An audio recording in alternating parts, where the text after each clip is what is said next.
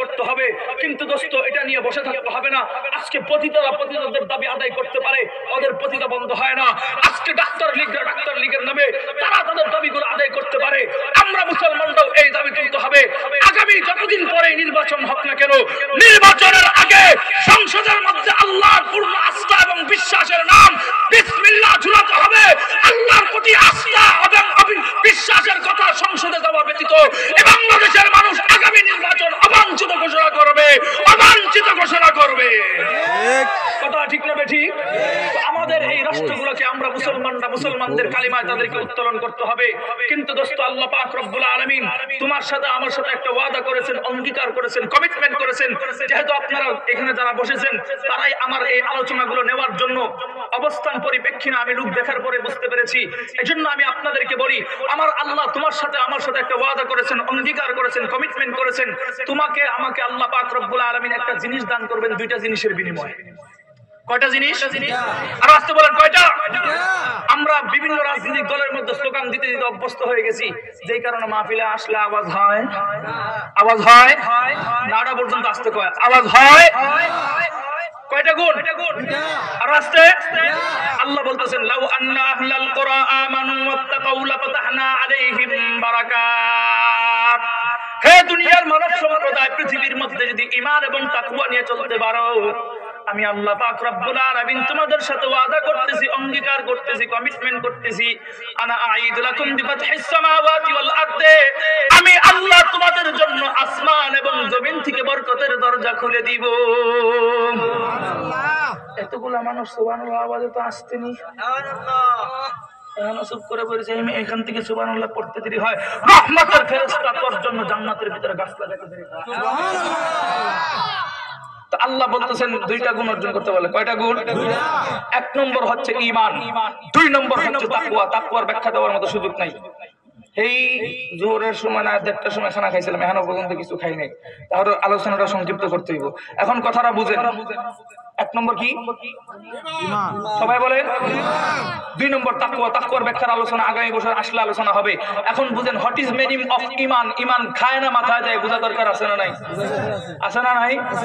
এখন বুঝেন, ঈমান যদি আমি না বুঝি তাহলে সারা জিন্দেগি ইবাদত করে আমাদের লাভ কি হবে?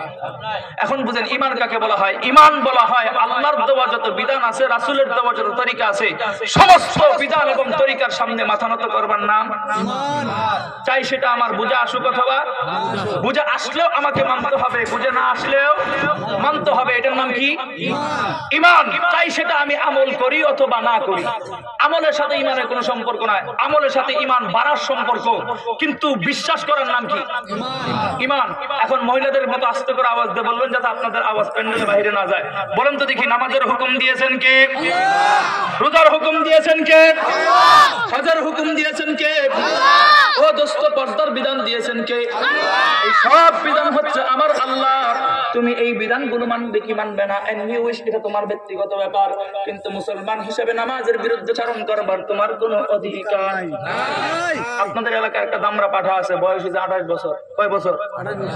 কয় বছর? 28 বছর বয়স, ভুলেও কোনোদিন পশ্চিম দিকে সাজদা দেয় নাই।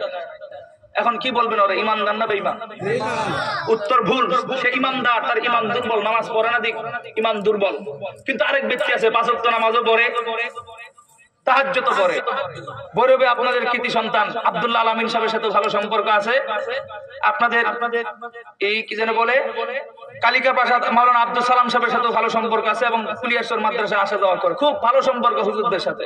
কিন্তু এলাকাতে আইসা ইমাম সাহেবরা প্রশ্ন করে, হুজুর আল্লাহ কনকনে শীতের মধ্যে ঠান্ডা পানি দিয়ে ফজরের নামাজ পড়া বিধান দিল কেন? এখন ইমানদার না বেঈমান? তাহলে বোঝা গেল, নামাজ না পড়লে কেউ বেঈমান হয় না, তার ইমান দুর্বল হয়। কিন্তু নামাজ পড়ার, নামাজের বিরুদ্ধাচরণ করলে কি হয়ে যায়? রোজার হুকুম দিয়েছেন কে? তো আপনার এক ফুটফুটি সন্তান জন্মগ্রহণ করেছিল ছোটবেলায়, তারা আদর করতে করতে এমন তুলু বানাইছে, ওর যখন বয়স হয় 7-8 বছর, ওজন দরকার ছিল 10-12 কেজি, হয়েছে 35 কেজি। কয় কেজি? তো 35 কেজি ওজনের একটা দামরা পাঠা বাচ্চা তো জন্ম দিয়েছেন। জন্ম দেওয়ার পরে খুব আদর করেন। ওর যখন স্কুল 8-7 পড়ে, তখন থেকে চিন্তা করছেন ওরা যদি রোজা রাখায় তাহলে ওর স্বাস্থ্য খারাপ হবে। কোনোদিন রোজা রাখতে দেন নাই। এখন আস্তে আস্তে দামরা পাঠা হয়ে গেছে, বয়স হয়ে গেছে 21-22, বিয়ের বয়স হয়ে গেছে। এখনো রোজা রাখে না। রোজা রাখে না ভালো কথা, কিন্তু আশেপাশের ভাবিরা আছে না নাই, এরা এসে গুতা দেয় কিরে। আমাদের মুসলমানদের সমাজ তো 3 বছর থেকে 4 বছরের বাচ্চারা পর্যন্ত রোজা রাখে, কেউ সকাল 10টা পর্যন্ত, কেউ দুপুর পর্যন্ত, কেউ 2:30টা পর্যন্ত, কেউ আবার ইফতারি এক মুহূর্তে ভেঙে ফেলে পারে না, কারণ নাবালক কুলাবান কিন্তু রোজা রাখার চেষ্টা করে। কিন্তু তোর এই দণ্ড পাঠা কেন রোজা রাখে না? এই ধরনের অভিযোগ করার মতো মহিলা আছে না নাই? মা তো এখন শরমে পড়ে গেছে, কি করবো, এরা তো ছোটবেলা থেকে আমি আদর করে অভ্যস্ত, এখন তো আমি নিয়ন্ত্রণ করতে পারতেছি না, কাজে অর্জুন একটা কালনাগিনী ধরে বিয়ে করা হলো। তো বিয়ে করা হয়েছে, বিয়ে করানোর পর বউরে বলছে, বৌমা খবরদার আমার ছেলের জন্য রোজা না ভাঙে, এটা তোমার দায়িত্ব। এখন বউ আদর করে করে শেষ রাত্রে খাওয়ায়, খাওয়ানোর পর বয়স তো বেশি না, মাত্র 21-22 বছর। খাওয়ানোর পর সকালবেলা 7টা-8টা বাজে উঠে চলে যায় ঘর থেকে। যাওয়ার পর আপনাদের হয়তো স্কুলের পিছনে, আর না হয়তো মাদ্রাসার বারান্দার পিছনে যায় একবার জোহর 12টা পর্যন্ত ফ্রি ফায়ার আর পাবজি খেলে। আছে না নাই? আচ্ছা দিকে তো আগে উত্তর দেওয়ার লোক নাই, আছে না নাই? ফ্রি ফায়ার আর পাবজি খেলে, পাবজি খেলা শেষ হলে বাসায় যায়, বাসায় যায় ঠিক আজানের টাইমে বউরে ডাক দেয়, বউ আম্মাই কই? কে কই?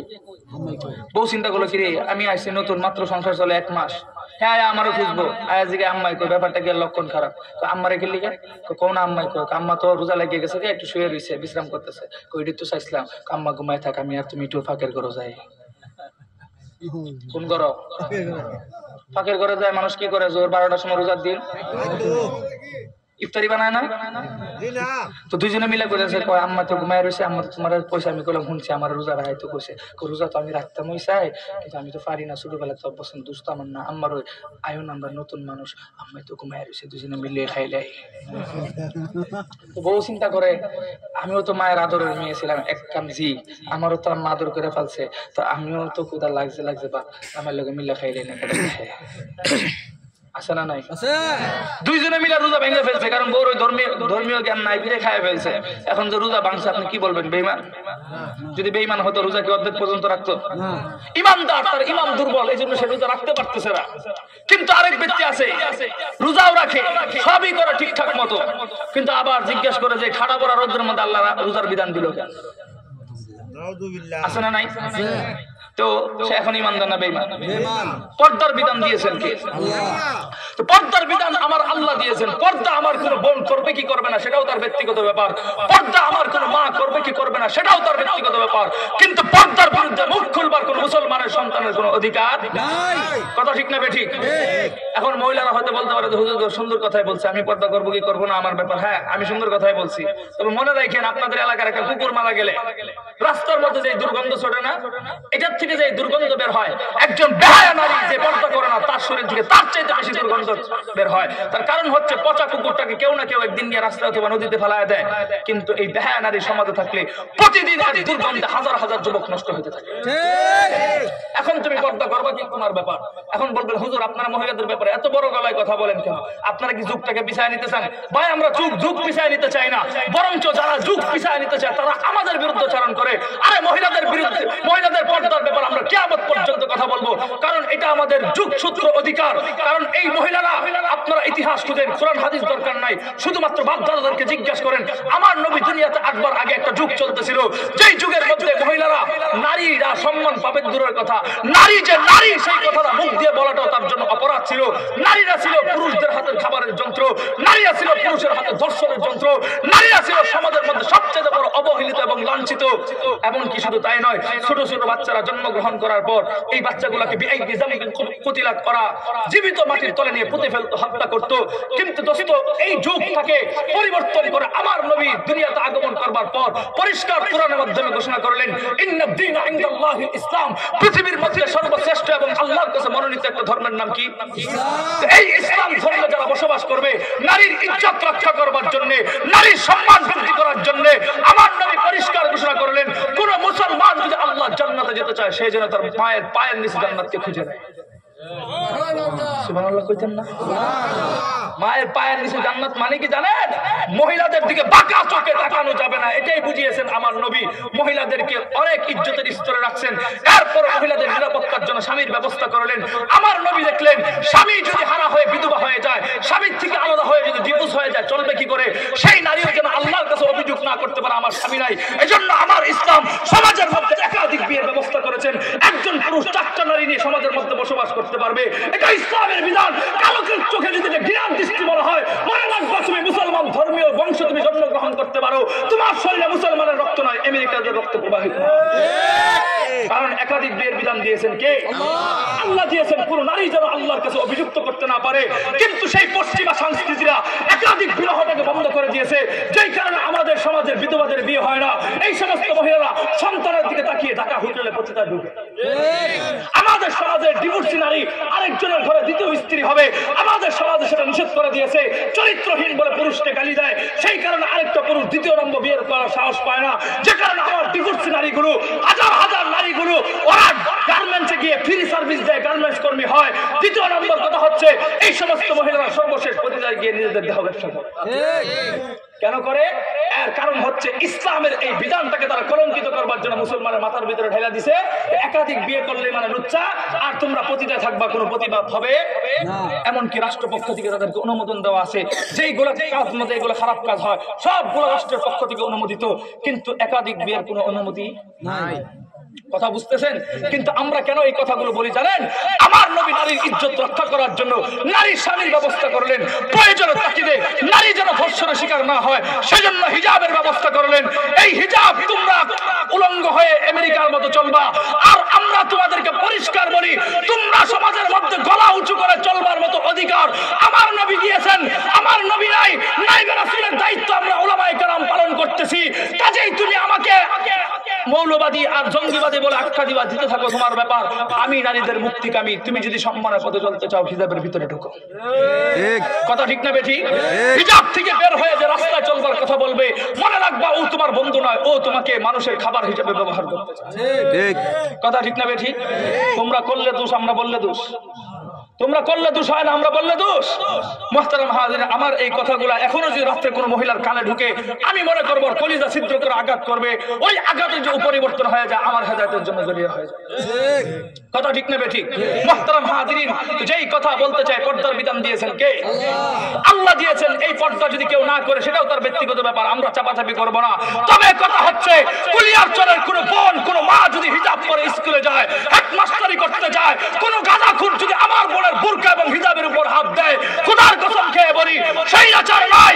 আবার নতুন করে যে আমার কোন বোনের বুরকার উপর হাত দেয়, আমরা মুসলমানরা ঐক্যবদ্ধ হয়ে সেই গাঁজাখুর হাতটা আমরা ভেঙে করিয়ে দিব। ঠিক কথা ঠিক না ঠিক? এখন কথা বুঝেন, এটার নাম হচ্ছে ইমান। ইমানের আরেকটা সংজ্ঞা বুঝেন। আপনাদের এলাকায় তাবলীগ আসে? কোনটা আসে? উলামা গ্রুপ না গুন্ডালিগ? কথা ঠিক না ঠিক? তো উলামায়ে কেরামদের তাবলীগের যারা আসে তারা দেখবেন আসরের পরে গাস্ত করে। দূর থেকে আসলো, রাহাবার থেকে কোন এলাকা? নিজ এলাকার। কথা ঠিক না ঠিক? তো নিজ এলাকার রাহাবার নিয়ে যখন যায়, যাওয়ার পরে দেখবেন চমৎকার দাওয়াত দেয়। আপনাদেরকে তো দেয় দাওয়াত, ভাই আল্লাহর ঘর থেকে আল্লাহর মেহমানরা আসছে, মসজিদে ঈমান আমল সম্পর্কে আলোচনা হইতেছে। নগদ গেলে আল্লাহ খুশি হয়, আমরাও খুশি হই। না পারলে মাগরিবের পরে ঈমান ও ইয়াকিন সম্পর্কে আলোচনা হবে, অংশগ্রহণ করলে আমরা খুশি হই। বলে কি বলে না? তো আপনাদের মতো যুবকদের কাছে যখন যায়, তারা চিন্তা করে, কিরে রাহাবার তো আমার দাদা, আমার চাচা, এর যদি সরাসরি না করি, এরপর মাগরিবের পরে আয় আমার মাথার মধ্যে ঠাক লইব। কাজেই হেরা তো সরাসরি না করেন যেত না, কানে কানে চাচার কানে যায়, চাচা দাওয়াত তো ভালোই দিছেন আলহামদুলিল্লাহ, কিন্তু আজকে তো আমার প্যান্ট ভালো নাই, লঙ্গি ভালো নাই। আছে না নাই? আছে দিকে তো ঠিক কর লোক নাই। আছে না নাই? কি ভালো নাই? প্যান ভালো নাই, লঙ্গি ভালো নাই। এই মেয়ে, আমি তোমার কাছ থেকে ধর্মীয় পরিচয় জানতে আসিনি, আমাকে তুমি একটু মানবতার পরিচয় দাও। তোমাদের এলাকায় ছাগল আছে না নাই? কুকুর আছে না নাই? এই কুকুর এবং ছাগল দুটোই দেখবেন আমার বাড়িতে থাকে। একটা রাতে ডিউটি করে, আরেকটা রাতে বিশ্রাম করে।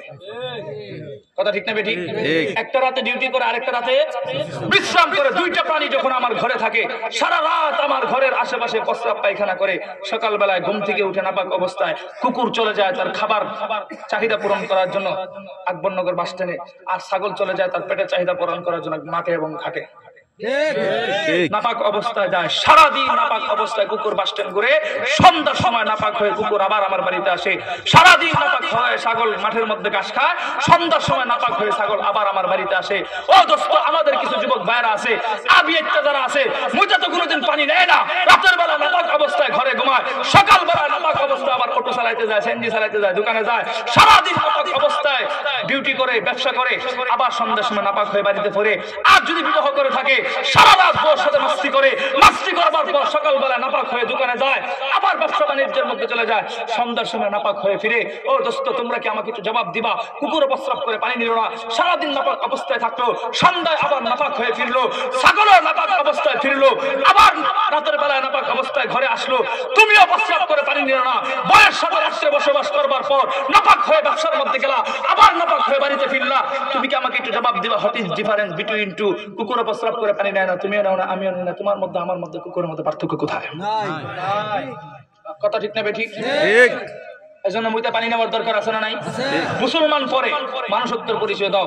মনে রাখবা, নিজেকে নিজে বলবা, কালকে থেকে যদি আমি প্রস্রাব করে পানি নিয়ে নিই, তাহলে আমি আমার এলাকার মানুষ নয়, আমি এলাকার কুকুর। আরো জোরে বলেন। আমার কথা তোমার কলিজায় লাগবে, যতটা লাগবে আমি মনে করি অতটাই আমার হেদায়েতের উসিলা হবে। তুমি আমার কথায় কষ্ট পেয়ে পরিবর্তন হবে, তোমার জন্য আমার জান্নাতের রাস্তা খোলা হবে। বলুন, আজকে থেকে বলুন, কালকে থেকে যদি আমি নাপাক অবস্থায় ব্যবসায় যাই, তাহলে এই এলাকার মানুষ আমি নয়, এই এলাকার ছাগল।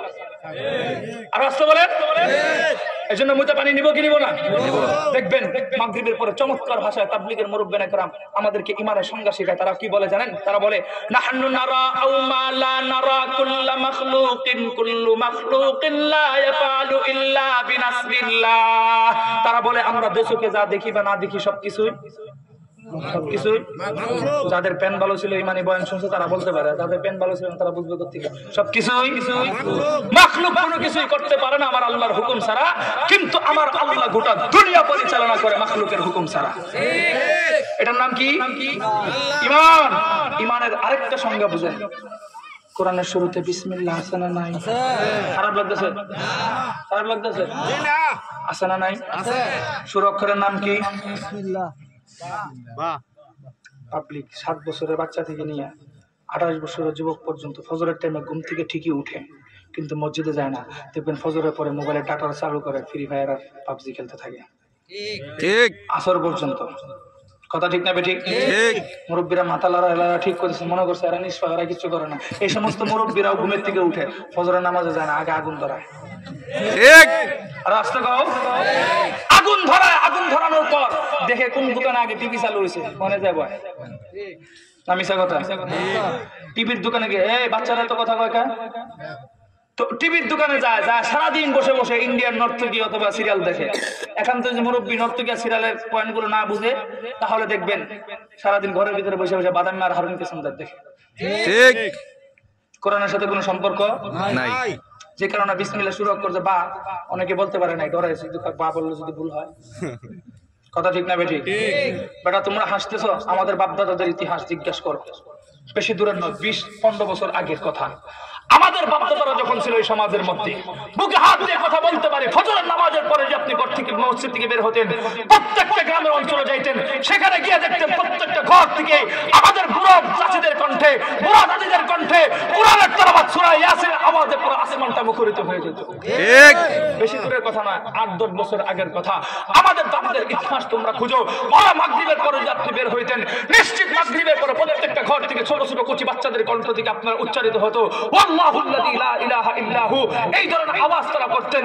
আবার এশার সময় তুমি যদি যাইতা, নামাজের পর প্রত্যেকটা মহল্লা যদি টহল দিতা, এশার পর একটা তাবারাকাল্লাযী বিয়াদিহিল মুলক, এই আয়াতগুলো পুরোটা গ্রামগঞ্জগুলোকে আসমানটাকে তারা মুখরিত করে রাখতো। ঠিক ঠিক। কিন্তু আমাদের এই সন্তানগুলো আসর থেকে শুরু করে একবার এশা পর্যন্ত কানের ভিতরে ব্লুটুথ ইয়ারফোন ঢুকায়, আর রাত 10টা পর্যন্ত লাল নীল বাতি আর ডিজে গানগুলো তারা শুনতে থাকে। ঠিক, কথা ঠিক না বেঠিক? ডিজে গান শোনো না? ডিজে গান শোনা কাকে বলে তোমরা বুঝো? মানে যেই সাউন্ডটা বক্সের মধ্যে বাড়ি খায়, এটা একটু সুন্দর লাগে, তাই না? এই বক্সের সিস্টেমটা দেখছেন? এই বক্সের দিকে একবার খেয়াল করবেন, আর আপনার দাদারা যে কবর দিয়ে আসছে না, ওই কবরের সাইজটা একটু খেয়াল করবেন, তো ওটা মিলে কিনা একটু দেখবেন। তো এখানে তো ডিজে সাউন্ড দিলে বাইরে জায়গা আওয়াজটা, কিন্তু কবরের ভিতরেও আপনারা যারা ডিজে গান শুনেন, আপনাদের জন্য সুন্দর ডিজে পার্টির ব্যবস্থা করা হয়েছে। ওইখানে যখন যাবেন, ওই কবরের আওয়াজ জানে ভাবে যাবে না, শুধু আপনি একা শুনবেন। গুরমুজ দিয়ে বাড়ি দিবে, এক গুরমুজের বাড়িতে 70,000 গজ নিচ পর্যন্ত চলে যাবেন। এমন আওয়াজ ডিজে হবে যেটা দুনিয়ার কেউ শুনবে না, আপনি একাই শুনবেন, মজাই মজা।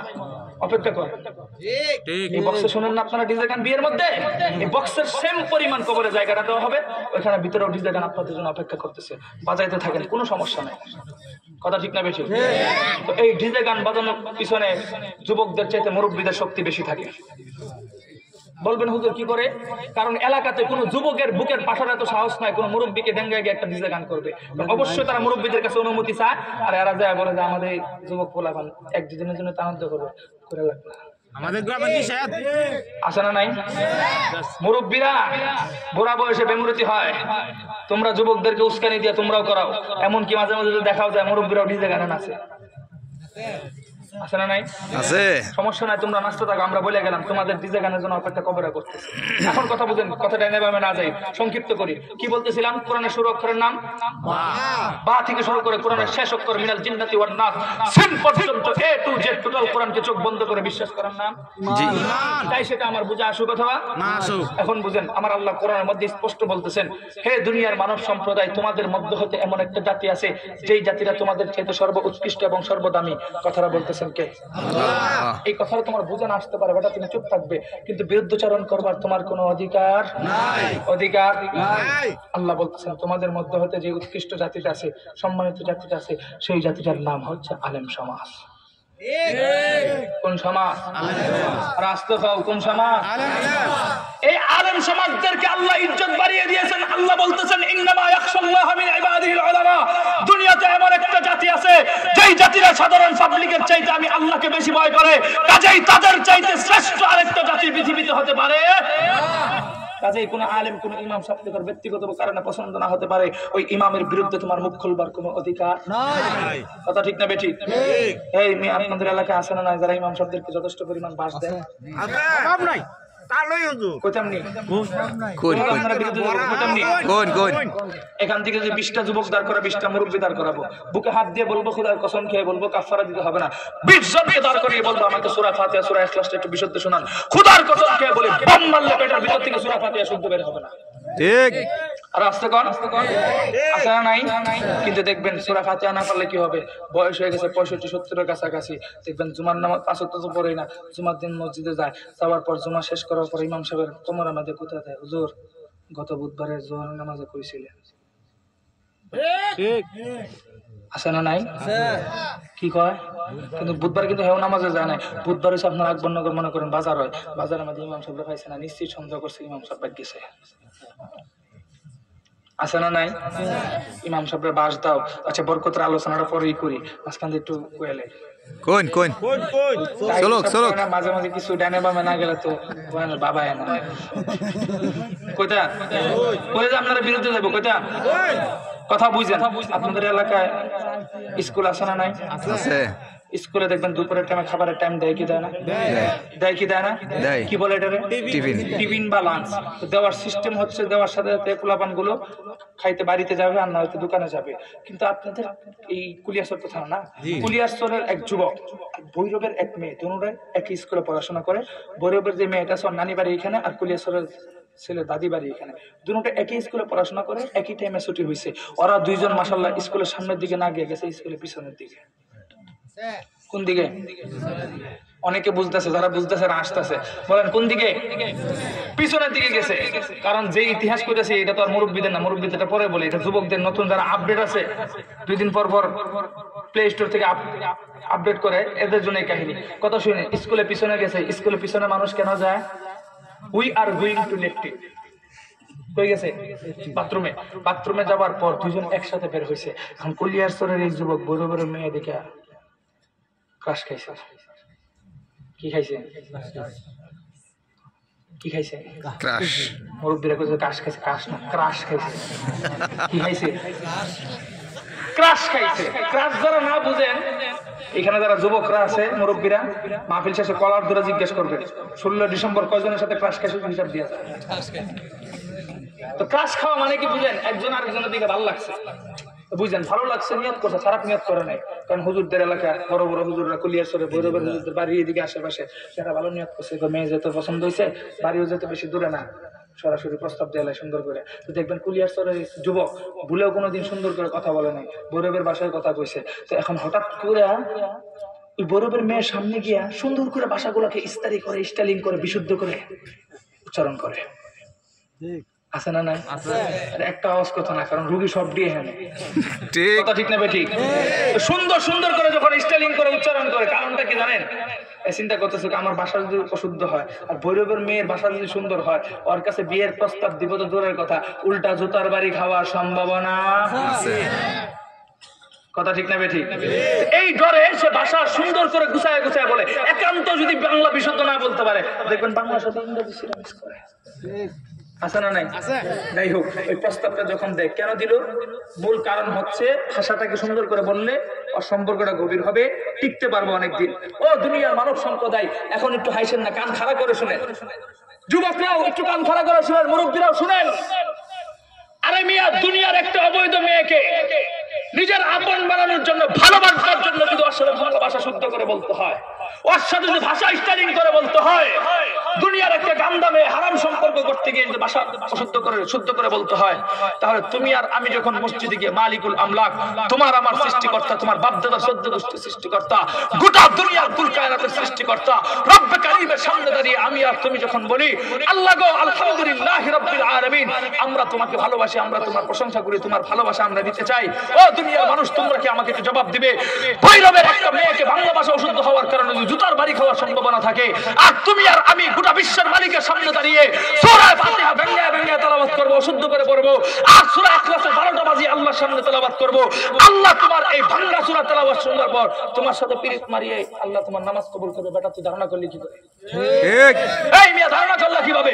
বয়স হয়ে গেছে 65 75, এক পাও কবরের দিকে, আজও পর্যন্ত বাম মারলা সূরা ফাতিহা পেটের ভিতর থেকে শুদ্ধভাবে বের হয় না। তুমি যা ইমাম সাহেবের বাস দাও, মিয়া কথা বলো, এখন তুমি আল্লাহর সামনে তুমি এই নামাজ রোজাগুলো কবুল করবে কেন? কথা ঠিক না বেঠিক? এজন্য সূরা ফাতিহা সূরা ইখলাস ঠিক করা প্রয়োজন আছে না নাই? এজন্য আমরা কালকে থেকে ইমাম সাহেবের বেশি বেশি বাস দিব ইনশাআল্লাহ।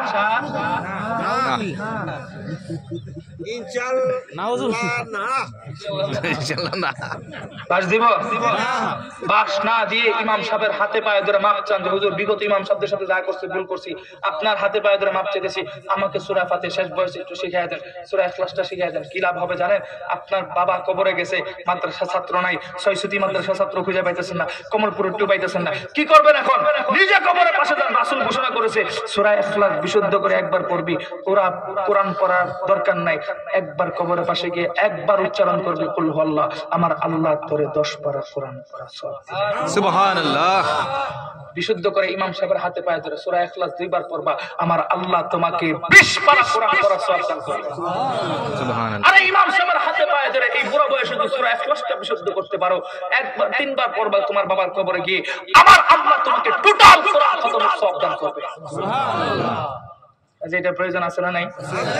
কথা তো আমি বামে ঢুকে গেছি অনেক। এখন বুঝেন, এই ঈমানটাকে যারা শুদ্ধ করে চলতে পারবে, আমার আল্লাহ ওয়াদা করেছেন লাউ আন্না আহলাল কুরআ আমানু ওয়াত্তাকাউ লাফাতাহনা আলাইহিম বারাকাতিন মিনাস সামাই ওয়াল আরদ। হে দুনিয়ার মানব সম্প্রদায়, পৃথিবীর মধ্যে ঈমান এবং তাকওয়া নিয়ে চলবার চেষ্টা করবা, আমি আল্লাহ তোমার সাথে ওয়াদা করতেছি, অঙ্গীকার করতেছি, আনা আঈদু লাকুম বিফাতহিস সামাওয়াতি ওয়াল আরদি, আমি আল্লাহ তোর জন্য আসমান এবং জমিন থেকে বরকতের দরজা খুলে দিব। সুবহানাল্লাহ। এখন আমরা বুঝি বরকত কি জিনিস। বরকত বলতে কি বুঝতেছেন? বিশাল বড় বড় বাড়ি থাকবে, গাড়ি থাকবে, এটার নাম বরকত না। বরকতের ব্যাখ্যা দিয়েছিলেন 21 শতাব্দীর শাইখুল হাদিস। ওনার লম্বা পরিচয় দিলে আপনারা বুঝবেন না, আপনারা সহজে বুঝবেন। মামুনুল হকের বাবার নাম হচ্ছে শাইখুল হাদিস। বাংলাদেশের সহিহ বুখারীর যিনি সর্বপ্রথম বঙ্গ অনুবাদ করেছেন, উনি হচ্ছেন শাইখুল হাদিস। উনি আমাদের মতো তো বাকপটু বলতে ভাষায় কথা বলতেন না, উচ্চ স্বরে কথা বলতেন না, এত সাহিত্যিক শব্দ উচ্চারণ করতেন না, আঞ্চলিক ভাষায় কথা বলতেন, অল্প কথা বলতেন, হাজার হাজার মানুষ হেদায়েত হয়ে যেত। সুবহানাল্লাহ। তিনি বলতেন, বাবারা বরকত কি জিনিস বুঝতে চাও?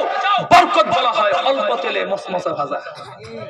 অল্প তেলে মসমসা। আপনাদের মাহফিলে মেলা হইতেছে না? মেলা কোন জায়গায়? বন্ধ করে দিছি, সব টোটাল বন্ধ করে দিছি। আচ্ছা বুঝেন, ওই মেলার মধ্যে দেখবেন বিশাল বড় কড়াইয়ের মধ্যে দাম ভর্তি, উপর থেকে খামিরা গুলো সারে নিচের থেকে টপকা টপকা উপরের দিকে উঠে, তখন এটা হয় মসমসা জিলাপি ভাজা। কথা ঠিক না বেঠিক? তো মসমসা ভাজার জন্য কিসের প্রয়োজন? বিশাল তেলের প্রয়োজন। কিন্তু হুজুর কি বলতেছে? অল্প তেলে মসমসা ভাজা। এখন দেখেন, আপনাদের এলাকার এক গরিব রিস্কাওয়ালা, আকবরনগর বাস স্ট্যান্ড না? জি। আকবরনগর বাস স্ট্যান্ড থেকে 20 টাকার মাছের ভাগা কিনছে। কয় টাকা? 20 টাকা দিয়ে তোমাকে আমাকে কি মাছের ভাগা দিতে পারে? গোড়া মাছ কে কে বলছেন আমি আপনাদেরকে 20 টাকা করে দিয়ে যাবো, কালকে আপনারা মাছ কিনে দিবেন, এরপর আমি বাড়িতে যাবো। 20 টাকা দিয়ে মাছ দিলে তোমাকে 2 দিন আগের পচা পুঁটি মাছ দিতে পারে, কথা ঠিক না বেঠিক? 20 টাকার পুঁটি মাছ কিনবার পরে রিস্কাওয়ালার মনের ভিতরে আশা থাকলো যে আমি এই মাছগুলোকে সুন্দর করে মশমশা ভাজা করে খাবো। এখন রিস্কাওয়ালার বাড়িতে যে ছোট্ট কড়াইটা আছে, এই কড়াইটাকে যদি আপনি তেল দিয়ে ভরতে যান, মিনিমাম 1.5 কেজি তেলের প্রয়োজন। কয় কেজি? 1.5 কেজি তেলের প্রয়োজন। এখন 1.5 কেজি তেল যেই বেচারা 20 টাকাতে পুঁটি মাছ কিনছে, 1.5 কেজি তেলের দাম তো 2024 আর 25 এর মধ্যে 250 থেকে 300 টাকা। চা পরিবর্তন করে তো 250 থেকে 300 টাকা। 250 টাকা 300 টাকার যেই এখন বুঝেন 250 থেকে 300 টাকা যদি তেলের দাম হয়, যেই বেচারা 20 টাকাতে মাছ কিনছে, আর কি 300 টাকাতে তেল কেনার কোনো যোগ্যতা আছে? এখন কথাটা বুঝেন, এই চেয়ারে চা দিয়ে এখন বুঝেন যেহেতু যোগ্যতাটা নাই, এখন সে মসলা ভাজা খাবে কি করে? আমার আল্লাহ বলতেছেন লাউ আন্না আহলাল কুরা আমানু ওয়াত্তাকাউ লাফাতাহনা আলাইহিম বারাকাত। হে দুনিয়ার মানব সম্প্রদায়, পৃথিবীর মধ্যে ঈমান এবং তাকওয়া নিয়ে চলবার চেষ্টা করবা। তোমার ওই ছোট্ট কড়াইয়ের মধ্যে 1.5 কেজি তেলের প্রয়োজন নাই। আমি আল্লাহ 1.5 কাপ তেলের মাধ্যমে তোমার ওই পুঁটি মাছগুলোকে এত সুন্দর মশমশা ভাজা করে খাওয়াবো, দুনিয়ার কোন হারামখোর দুর্নীতিবাজ 1.5 মণ তেলের মধ্যেও এত সুন্দর মশমশা ভাজা খাইতে পারে না। কথা ঠিক না বেঠিক? রিস্কাওয়ালা দেখবেন নিজেও মশমশা ভাজা করে খায়, তার বউকে বলে পাশের ঘরের ভাবির জামাই এখনো সেনজি চালায় আসে নাই, ওর জন্য কয়টা মাছ রাইখা দিও। গরিবের একটা স্বভাব, নিজেও খায় মানুষেরও খায়, ঠিক নিজেও খায় মানুষেরও খায়। কথা ঠিক না বেঠিক? এখন বলবেন হুজুর আমরা তো বড় লোকটা ফাড়া দিয়ে মারলেন আর গরিব রে গাড়ে ধরে উঠাই দিলেন। ভাই কেউ মারি নাই, কেউ উঠায় নাই। আপনার গুলশান এলাকার নাম শুনছেন? গেছেননি কোনো সময়? গেছি। গুলশান এলাকার নাম শুনলে বোঝা যায় না ওই এলাকায় সব টিনের বাড়ি ঘর, সব গরিব, সব গরিব। হ্যাঁ আসলে ঠিকই কইছেন, ওই এলাকায় যারা গরিব ওকে সর্বনিম্ন বিল্ডিং হচ্ছে 2 থেকে 3 তলা। কয় তলা? ওরা হচ্ছে গরিব মানুষ, যারা বড় লোক 18 তলা 20 তলা। অনেক কি কথা ঠিক না বেঠিক? এখন ওই এলাকাতে যারা বসবাস করে বলুন তো দেখি, তারা কি আমার মতো আপনার মতো পুঁটি মাছ খায়? কি খায়? বিশাল বড় বড় মাছগুলো যারা খায়, ওরা কি আমার মতো আপনার মতো ছোট্ট করার মতো মাছ বাজে? এই মেয়ে আমাদের বাড়িতে যে ছোট্ট করা আছে, এটা ওদের বাসায় কাজের বউদের বাচ্চার খেলনার করাই। কথা ঠিক না বেঠিক? এখন ওদের আরেকটা পুরো কপাল কি জানেন? এই বড় লোকের বাচ্চারা বিয়ে করবার পর বউর হাতে রান্না খাইতে পারে না। এই বেটা পুরো কপাল জামাই কোথাকার, বিয়ে করবার পর 2 দিন তোর বউর হাতে রান্না না খাইতে পারে, বেটা তুই বিয়ে করলি কেন? এই বেটা বিয়ে করলি কেন? দুনিয়াতে বউর খাবারের মতো সুস্বাদু আর কোনো খাবার আছে? হোক না লবণ কম আর বেশি, চুলাচুলি তো 2 জনের ভিতরে, এর নামই তো ভালোবাসা, এটার নামই তো সংসার। কথা ঠিক না বেঠিক?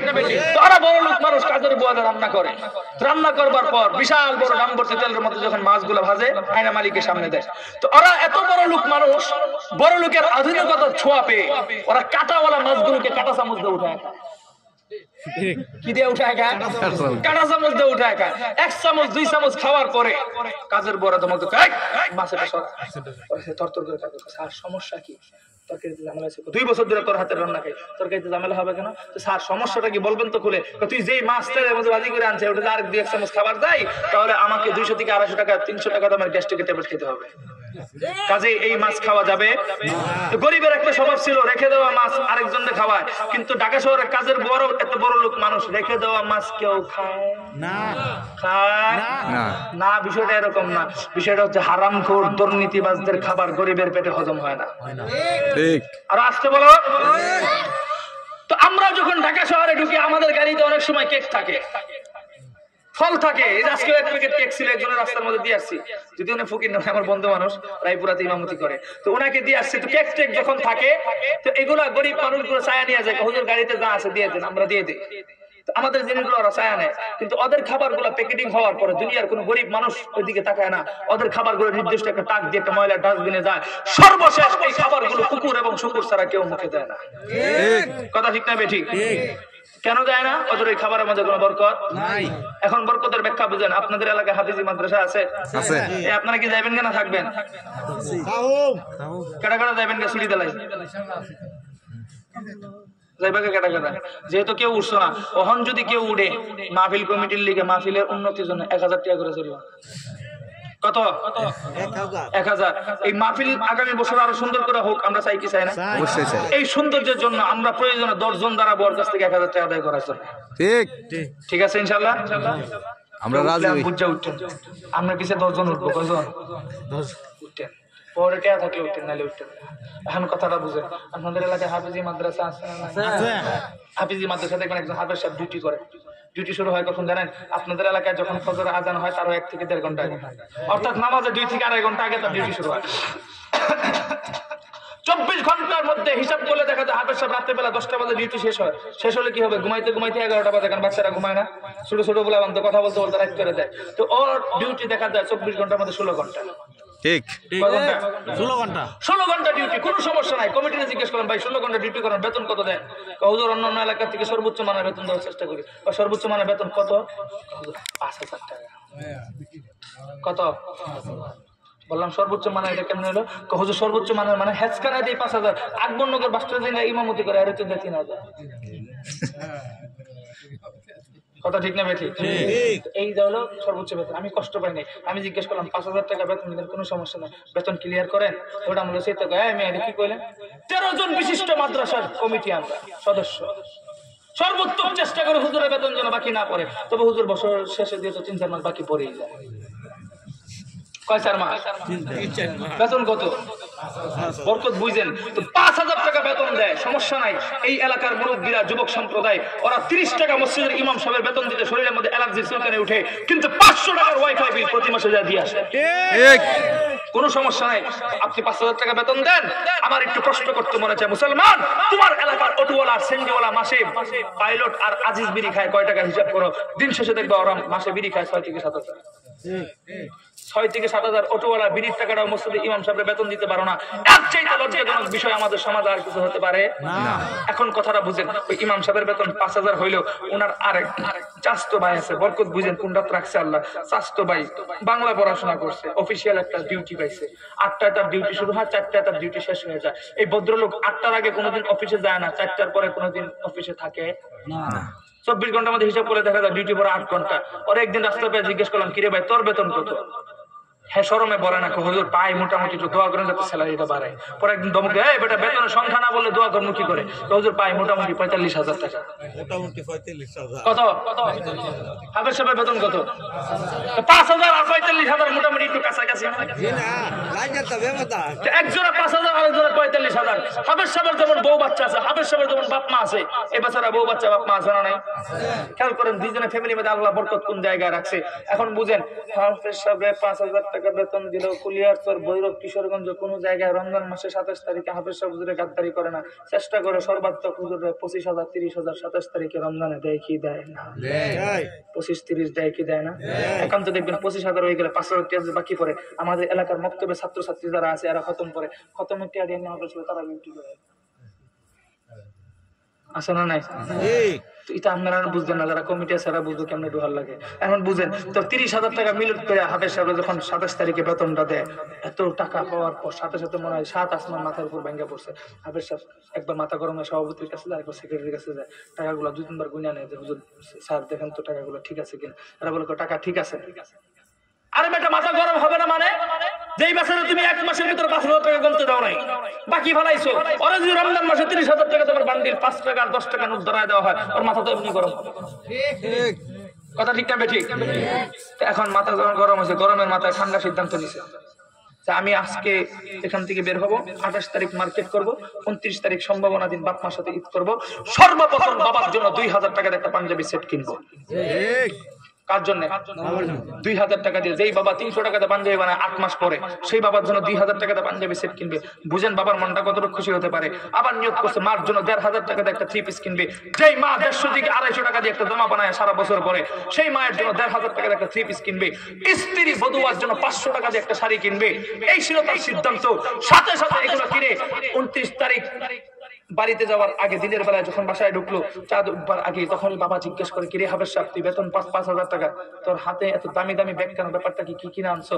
হাফেজ সাহেব বলতে, বাবা আমি তো 5,000 টাকা বেতন পাই, আমার বউ বাচ্চা সবই আছে জানো, মাত্র নতুন একটা চাকরি পাইছিলাম, বেতন পাইছি, অল্প কিছু তোমাদের জন্য কিনে আনছি, কিছু কোনো কিনতে পারি না। কারণ হচ্ছে রমজানের পর আমাকে কমলপুর মাদ্রাসায় সরহে আমি ভর্তি হতে হবে, সেখানে আমার কিতাবখানা ভর্তির খরচ আছে, কিতাব কিনতে হবে, সারা বছর খাবারের টাকা আমাকে জমা দিতে হবে, সব মিলে দামি কোনো কিছু আনতে পারি নাই, তোমার জন্য আমি 2000 টাকা একটা পাঞ্জাবি সেট কিনছি। বাবা বুড়া মানুষ দূর থেকে থরথর করে কাঁপতেছে, 75 বছর বয়স, বলতেছে হাফেজ সাহেব তুই কি বললি, 2000 টাকা আমার জন্য পাঞ্জাবি সেট কিনে আনছিস? তোর একটা কাহিনী শোনায়, এদিকে আর তোর না বউ বাচ্চা আছে, তোর আপন চাচা আমার আপন ভাই তোকে যখন ভৈরব কমলপুর মাদ্রাসায় দিয়ে আসতে যাই, তখন তোর ভাই তোর আপন চাচা বলছিল ওরে যে তুমি মাদ্রাসায় দিতেছো, ওরে যে তুমি মাদ্রাসায় দিতেছো, ও তোমারে খাওয়াবে কি? আমি তো আব্দুল কাদের জিলানী ছিলাম না, বাইজিদ মুস্তামি ছিলাম না, শাহজালাল শাহপরান ইয়ামানিও ছিলাম না, আমার ভিতরে দুনিয়ার লোভ ছিল। আমি একবার কমলপুর মাদ্রাসার গেটে যাই, আরেকবার মেন রোডে আসি, আবার চিন্তা করি কিরে মাদ্রাসায় দিব না স্কুলে দিব। এই চিন্তা করতে করতে হঠাৎ করে মাথার ভিতর আসছে কিরে ওরে তো আমি মাদ্রাসায় দিতেছি আমার মোটা অঙ্কের টাকা কামানোর জন্য নয়, আমি ওরে মাদ্রাসায় দিতেছি ও আমার মৃত্যুর পরে কবরের পাশে গিয়ে রব্বানা আতিনা ফিদ দুনিয়া হাসানাতাও ওয়া ফিল আখিরাতি হাসানাতাও ওয়া কিনা আযাবান নার পড়বে। আমি ওরে মাদ্রাসায় দিতেছি, হাফেজ সাহেব বানাইতেছি, ও আমার কবরের পাশে গিয়ে কুল হুয়াল্লাহু আহাদ উচ্চারণ করবে। ওরে আমি মাদ্রাসায় পড়াইতেছি, আমার মৃত্যুর পর ও যেন ভুলে না যায়, ওর ছাত্রদেরকে নিয়ে হাসকানা বসে বসে কোরআনের খতমের সওয়াব আমার এখানে পাঠায়। এই জন্য আমি আমার মাদ্রাসায় দিতেছি। ডাইনে বামে না থাকে তোরা আমি মাদ্রাসায় দিয়ে আসছিলাম, তুই আমার কি খাওয়াবি সেটার জন্য নয়, কিন্তু হাফেজ সাহেব তুই 5000 টাকা বেতন পাস, এরপরে তুই আমার জন্য 2000 টাকাতে পাঞ্জাবি কিনে আনলি। তোর চাচতো ভাই, তোর চাচার ভাই বিদেশ থেকে 45,000 টাকা বেতন পায়, আগামীকালকে ঈদের দিন 2 মাস আগে থেকে যোগাযোগ করতেছে একটা গায়ের সাবান লাগবে ভালো, আরেক জোড়া জুতা লাগবে, এখনো পর্যন্ত ফোনে কন্ট্যাক্ট হয় না, অথচ কালকে ঈদ। আর তুমি হাফেজ সাহেব 5000 টাকা বেতন পাওয়ার পর আমি বুড়া বাবার জন্য 2000 টাকা তো পাঞ্জাবি সেট কিনে আনছো। আয় বাবা আয়, আমি তোর একটু বুকের মধ্যে জড়ায় ধরতে চাই, আমি মূর্খ মানুষ, আমি বুঝি না কিছু, কোরআন হাদিস বুঝি না, আমি তোর মাদ্রাসায় পড়ায় ভুল করি নাই, অন্যায় করি নাই। আয় বাবা আয়, আমি তোর একটু বুকের মধ্যে জড়ায় ধরতে চাই। সন্তানকে বুকের মধ্যে জড়ায় তোর আল্লাহর দিকে ডাক দিয়ে বলতেছে ও আল্লাহ, আমি আমার এই সন্তানকে কমলপুর মাদ্রাসায় হাফেজ সাহেব বানায় ভুল করি নাই, অন্যায় করি নাই। আমি আমার জীবনে কিছু পাই আর না পাই, আমার বাবা আমার জন্য 2000 টাকা পাঞ্জাবি সেট কিনে আনছে। ও আল্লাহ গো, আমি মূর্খ মানুষ, তোমাকে কিভাবে বুঝাবো, কিভাবে ডাকতে হয় সেটাও আমি জানি না। তবে বড় বড় মাহফিলে শুনেছি ওলামায়ে কেরাম বলছে সাদা দাড়িওয়ালারা নাকি তোমার কাছে হাত উঠাইলে তুমি ফেরত দাও না। আমি আমার কলিজার টুকরা সন্তানটাকে নিয়ে চোখের পানি ফলায় ফরিয়াদ করতেছে, আল্লাহ তুমি আমার এই হাফেজ সাহেবের সংসারের মধ্যে বরকত দিও, মৃত্যুর পরে যেন বিনা হিসাবে জান্নাতে যেতে পারে সেই রাস্তাটা তুমি ক্লিয়ার করে দিও। সুবহানাল্লাহ। ও দোস্ত, বাবাও কান্না করে, বাবার চোখের পানি দেখে ছেলের চোখ দিয়েও পানি টপ টপ করে পড়তে থাকে। আমরা যতটুকু জানি ঘরের মধ্যে বাবার চাইতে মা একটু ইমোশনাল বেশি হয়, ভালোবাসার দিক দিয়ে একটু বেশি উন্নত হয়। মা দূর থেকে ডাক দিয়ে বলতেছে বাবা তুমি তোমার বাবার জন্য দামি ব্যাগ একটা হাতে দিছো, আমি কিন্তু দেখছি জন্ম শুধু তোমার বাবা দেয় নাই, আমিও তোমাকে গর্ভধারণ করেছি, তুমি আমার জন্য কি আনছো বলো? সন্তান ডাক দিয়ে বলে মা গো কোনো কিছু আনতে পারি নাই, তবে আমি তোমার জন্য 1500 টাকাতে একটা 3 পিস কিনে আনছি। বুড়া মা ও থরথর করে কাঁদতে শুরু করলো, এই বয়সে আমি 1500 টাকা দামে 3 পিস পরে কি করব? আমার এই বয়সে তো এই জিনিসটা মানায় না। তুমি বেতন পাও 5000, তোমার বউ আছে বাচ্চা আছে, এরপরে তুমি 1500 টাকা দিয়ে 3 পিস কিনে আনছো। ও সন্তান, জন্ম কি শুধু তোর বাবা তোরে দিয়েছিল, আমি কি তোরে পেটে ধারণ করি নাই? আয় আয় বাবা আয়, আমি মাও তোর একটু বুকের মধ্যে জড়া জড়া আল্লাহর কাছে ফরিয়াদ করতে চাই। আয় বাবা আয়, আমার কাছে আয়। মা তার সন্তানকে ডাক দিয়ে বুকের মধ্যে জড়া ধরে আল্লাহর কাছে ফরিয়াদ করে, আল্লাহ গো আমি আমার এই হাফেজ সাহেবের সন্তানকে কমলপুর থেকে হাফেজ বানায় ভুল করি নাই রে, অন্যায় করি নাই রে মালিক। আমি তো দুনিয়া সম্পর্কে কোনো কিছুই বুঝি না, আসমানি জ্ঞান সম্পর্কে কোনো কিছু বুঝি না, আমি তোমার কাছে কি ফরিয়াদ করব সেটাও বুঝতেছি না। ও আল্লাহ, আমার কলিজার টুকরা সন্তানটাকে আমি বুকের মধ্যে ধারণ করেছি, ও আমার জন্য 1500 টাকার 3 পিস কিনে আনছে। আল্লাহ গো, আমি মা সন্তানের জন্য চোখের পানি ফলায়া ফরিয়াদ করতেছি, আমার এই কলিজার টুকরা সন্তানের সংসারের মধ্যে তুমি বরকত বাড়ায় দিও, মৃত্যুর পরে নূরের মুকুট পরায় সবার সামনে তুমি উঠায়ও, আমি মা যেন দূর থেকে দেখে চিনতে পারি। এই দোয়া করে আর কান্না করে চোখের পানিগুলো ফালাইতেছে। এদিকে বাবার চোখের পানি, ছেলের চোখের পানি, মায়ের চোখের পানি, তিনজনের পানিগুলো কেমন যেন বৃষ্টির মতো অনর্গল অনর্গল গলের মধ্যে পড়তেছে। দূর থেকে তাকায় তাকায় দেখতেছে তার স্ত্রী বধুয়া। স্ত্রী ডাক দিয়ে বলে, স্বামী আমার, মায়ের জন্য 3 পিস আনছো, বাবার জন্য পাঞ্জাবি আনছো, আমি হয়তো পরের বাড়ি মেয়ে, কিন্তু তোমার বাড়িতে বিবাহ হয়ে আসছে, আমার জন্য কি আনছো? স্বামী ডাক দিয়ে বলে, বউ আমার, আমি তোমার জন্য কিছু আনতে পারি নাই রে, তোর জন্য 500 টাকা দিয়ে একটা শাড়ি আনছি। সাথে সাথে বউ মুখটাকে একটু হালকা কুচকুচে কালা করে বলতেছে, স্বামী আমার, তুমি জানো আমি একজন হাফেজ সাহেবের বউ, বউ, একজন আদমের বউ, সারাদিন পর্দার ভিতরে থাকি, ঘরের বাইরে যায় না। গত বছর শ্বশুর আব্বা যেই শাড়ি দিয়েছিল সেই শাড়িটাই তো আজও পর্যন্ত আলমারির ভিতরে পড়ে আছে, ইস্তারি বাদ ভাঙ্গে নাই। এই ঈদের মধ্যে তুমি কেন শাড়ি কিনতে গেলা? এই শাড়ির টাকা দিয়ে তুমি একটা কুর্তা বানাইতে পারতা, জুব্বা বানাইতে পারতা, যেহেতু কালকে ঈদ, তোমার ঈদের নামাজ পড়াতে হবে। তুমি কেন এই 500 টাকা অতিরিক্ত খরচ করতে গেলা? কিন্তু স্বামী হিসাবে দিছো, আমি যদি ফেরত দেই আমার আল্লাহ নারাজ হবে, তুমি কষ্ট পাবে, আমি ফেরত দিতে পারবো না। স্বামী আসো, আমিও তোমাকে একটু বুকের মধ্যে জড়ায় ধরতে চাই। স্ত্রী তার স্বামীকে বুকের মধ্যে জড়ায় ধরে ফরিয়াদ করতেছে, আল্লাহ আমি এমন একজন দিনদার স্বামী পেয়েছি, যেই স্বামী আমার জন্য লক্ষ্য করে তার যখন যেটা লাগে এটা এনে দেয়। আল্লাহ এই স্বামীর কৃতজ্ঞতা আদায় করে আমি শেষ করতে পারবো না, কিন্তু আল্লাহ গো আমাদের এই স্বামী স্ত্রী যৌবন মেলা তুমি মৃত্যুর আগ পর্যন্ত টিকায় রাখো, আর কিয়ামতের ময়দানে যেন আমরা জান্নাতে একসাথে প্রবেশ করতে পারি সেই সুযোগটা তুমি করে দিও। এভাবেই চলতে থাকে হাবেশ শাহ হুজুরের বাড়ির ঈদের আনন্দ। খোদার কসম খেয়ে বলি, রমজানের পূর্ণিমার ঈদের চাঁদ যদি কেউ দেখতে চাও, হাবেশ শাহ হুজুরের বাড়িতে চলে যাও। হুজুর হয়তো ভালো কোনো বিল্ডিং নাই, ভালো কোনো ঘরও নাই, দালান কোঠাও নাই, তার ঘরের মধ্যে হয়তো টিনের ঘরে সিপা দিয়ে এখনো কষার পানিগুলো টপকায় টপকায় ঘরের ভিতরে পড়ে। তবে খোদার কসম খেয়ে বলি, ওই টিনের ঘরের মধ্যে আল্লাহ যেই পরিমাণ বরকত রেখে দিয়েছে, হারামখোর দুর্নীতিবাজদের 20 তলা বিল্ডিং এর এসির ভিতরেও এমন কোনো বরকত খুঁজে পাওয়া যায় না। কথা ঠিক না বেঠিক? মুহতারাম হাজিরিন, এটা তো ছিল হাবেশ শাহ হুজুরের বরকত। বুঝছেন তো কি বলা হয়? আরেকজন যে ভদ্রলোক ছিল, তার বেতন কত? 45। ওরও তো বউ বাচ্চা আছে। এখন ও কি বাবা মায়ের জন্য কি 2000 টাকা দামের জিনিস নিবে? এখন সর্বপ্রথমে নিয়ত করতেছে মায়ের জন্য 20,000 না 25,000 না 15,000, এই নিয়ে ভাবতে ভাবতে হঠাৎ ভিতরে মাথার ভিতরে বুঝ চাপতে গিয়ে, বিয়ের পর ঠিকই তোমার সাথে ভিড়ও খাই, মাকে তো কোনো কিছু দেওয়ার দরকার আমার। সুতরাং আম্মা বাদ, কি বাদ? আম্মা বাদ। এরপর চিন্তা করলো বাবার জন্য কিছু নেই, বাবা যেহেতু বুড়া হয়ে গেছে, মাথার ভিতরে ভূত চাপলো গিয়ে, বাবার তো বৃদ্ধাশ্রমে দিয়ে আসছে 2.5 বছর আগেই, কাজেই বাবার দায়িত্ব তো আমার না, সরকারের কাছে। আম্মা বাদ, আব্বা বাদ। এখন আসে কি এই মেয়ে বউ? কেমনে বউ? তো গরিব মানুষের বউ, সুন্দর হোক আর কালো হোক বউ, কিন্তু বড় লোকের বউ যদি হয়, সে কালা হোক আর শ্যামলা হোক, কোনো যাচাই বাছাই না, ও এক ডাকে বেগম সাহেবা। বড় লোকের বউ কি আর গরিবের বউ এটা হয় বউ, কিন্তু আর বেগম সাহেবার জন্য নিয়ত করছে 25,000 টাকা দিয়ে একটা সারপ্রাইজ দিবে। কত? 25,000। হাবেশ সাহেব দিছে কত টাকা দিয়ে? 500। তো 500 আর 25,000 এটা তো একটু কাছাকাছি। একজন 500 টাকা দিয়ে কি পাইলো আর 25,000 টাকা দিয়ে কি পাইলো, এটা একটু খেয়াল করেন।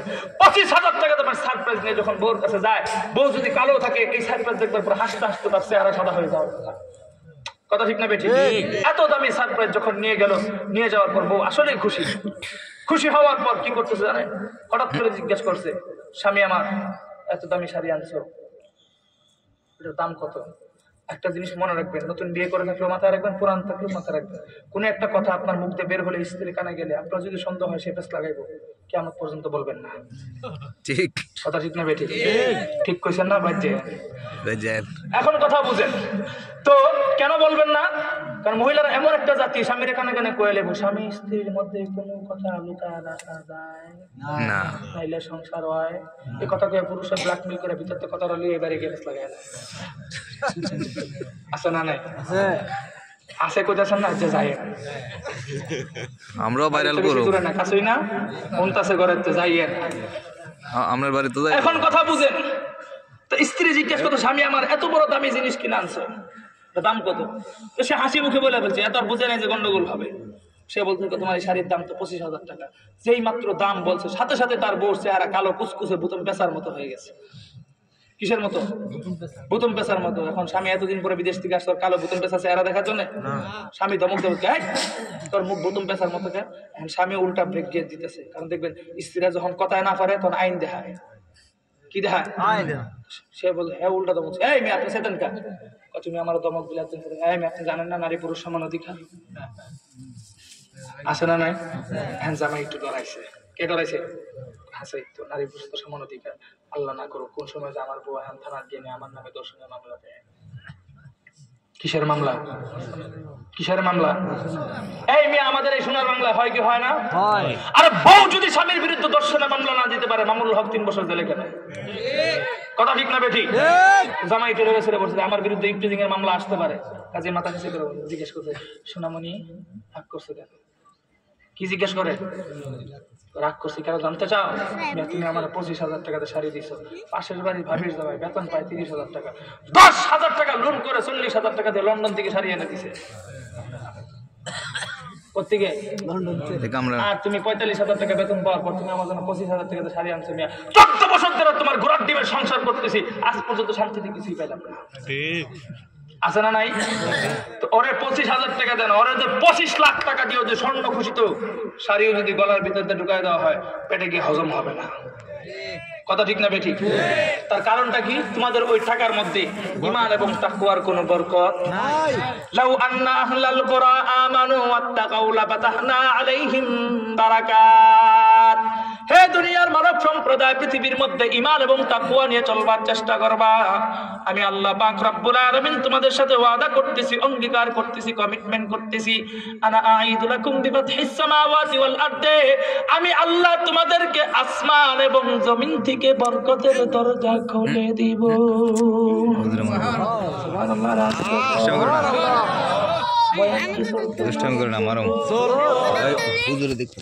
আমি চলাইতে পারি, কোনো সমস্যা নাই। একটা লোক উঠবা, শ্বাস করে বয়ান ছেড়ে দিব। এই প্রতিজ্ঞা যদি করো, হুজুর আমরা কেউ লড়তাম না, তাহলে আমার বয়ান চলবো। অহংকার চলতো না? চলতো।